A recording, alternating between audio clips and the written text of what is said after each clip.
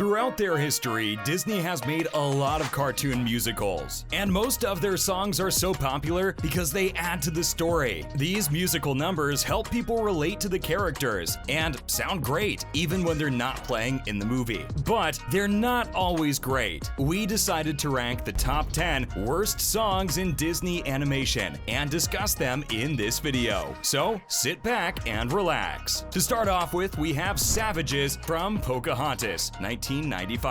Many fans grew up with these old Disney songs and know the words to a few of them by heart. Even though musicals are a big part of Disney animation, not all songs impress the audience like the classic good ones. And Savages is just one example of a bad message. On the one hand, Alan Menken and Stephen Schwartz almost deserve credit for trying to do something smart with this song. The title might make us think twice, but the point of the song is to show how both English settlers and Native Americans see each other as wild people, or in other words, savages. Good for them for trying. Even though the people who made Pocahontas worked hard to make sure it wasn't as racist as other Disney animated movies, the good intentions of the people who produced the song didn't really make for a good one. Give Savages an A for effort, but the execution doesn't work when we think about the historical context of the battle being fought. Both sides treat each other as villains in the songs, which doesn't add up lyrically. Next up, we have It's Gonna Be Great from Winnie the Pooh. We can all agree that the 2001 movie Winnie the Pooh is great, and you should definitely watch it as soon as you're done with this video. Most of the music in the movie is quite lovely and sweet, but we think It's Gonna Be Great is a swing and a miss. The song is sung by the odd couple Eeyore and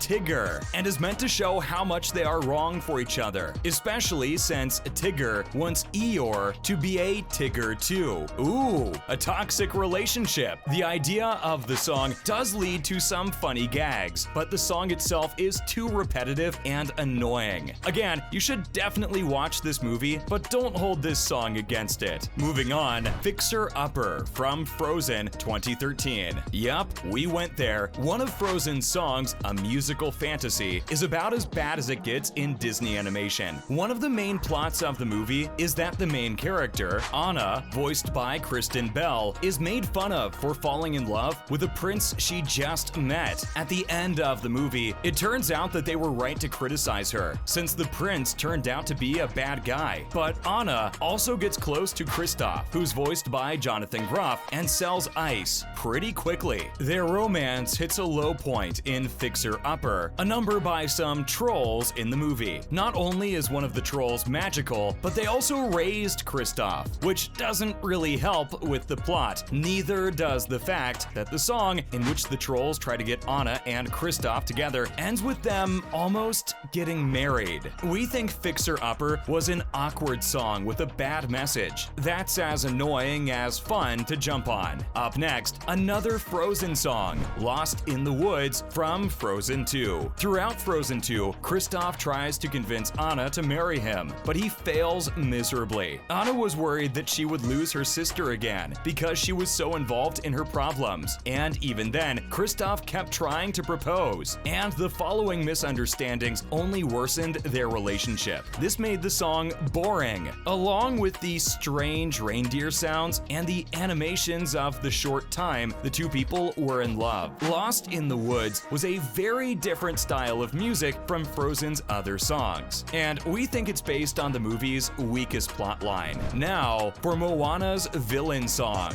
As we've seen in movies, most of the time, only the best Disney villains have songs, and during these songs, they tell the audience or other characters about their evil plan. But it's safe to say that they're only able to steal the show when they sing well and look amazing. On that note, we think Shiny is Disney's weakest villain song to date. Moana gave a giant crab that only showed up for a short time in the movie a song about how greedy he was and how much he liked shiny things. It didn't make any sense and didn't have any real content that would make fans want to listen to it again. Coming up, My Funny Friend and Me from The Emperor's New Groove, 2000. Even though this Sting song is boring to listen to, the story behind it is fascinating. The Emperor's New Groove, which came came out in 2000, has a pretty solid cult following, which is even more impressive given that the movie was almost completely different in the initial draft. As the story goes on, a young emperor is turned into a llama by his advisor. He gets lost in the jungle and needs the help of a peasant to get back to his throne. The song didn't fit with what was happening in the story. Before Disney's top people decided to go in a completely different direction, the movie was supposed to be a full-on musical, with a story similar to The Lion King, but with more depth and emotion. Most of the songs Sting wrote for the original version were cut, but this one was still played over the credits. The title aside, this is a strangely sad song that's easy to fall asleep to, and we think it shouldn't have gotten as much attention as it did. What's more, scales and arpeggios from the Aristocats. Not every bad song from a Disney animated movie has a whiff of racism around it. A case in point is the song from the 1970 animated movie, The Aristocats song.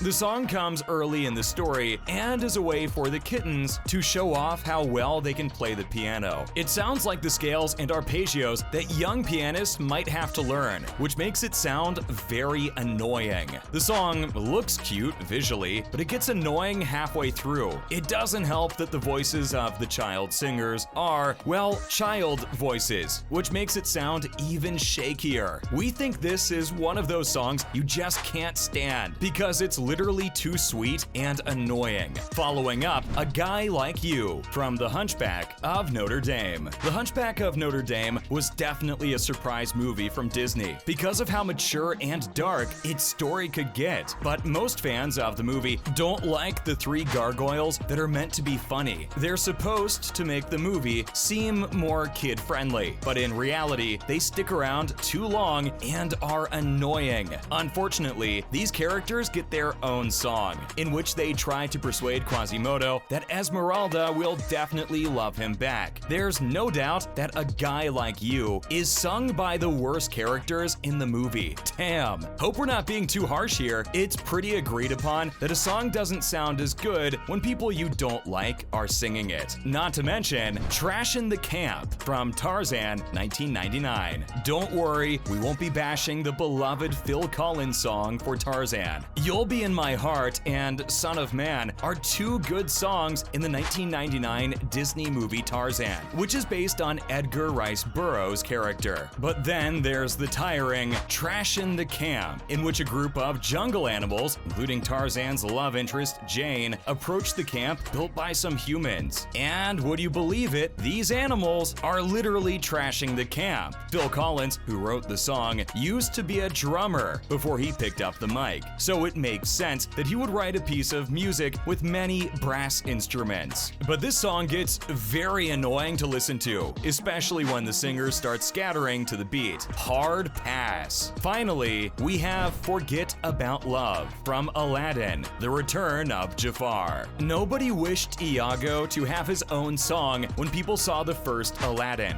We definitely didn't, but unfortunately, Iago got to sing a lot of songs in the sequel, and none of them were pleasant to hear. And the fact that he sings with Jasmine and Aladdin in Forget About Love is what makes it the worst song. Instead of making the song sound better, the love interests make Iago's singing sound worse. Some fans may revisit this timeless classic, but we can assure you it's not gonna be because of the music. That's all for this video. What do you think of this list? Do you have any other bad Disney songs you can remember? Let us know in the comments below. Don't forget to like this video and subscribe to our channel for more exciting content in the future. Thanks for watching. See you next time.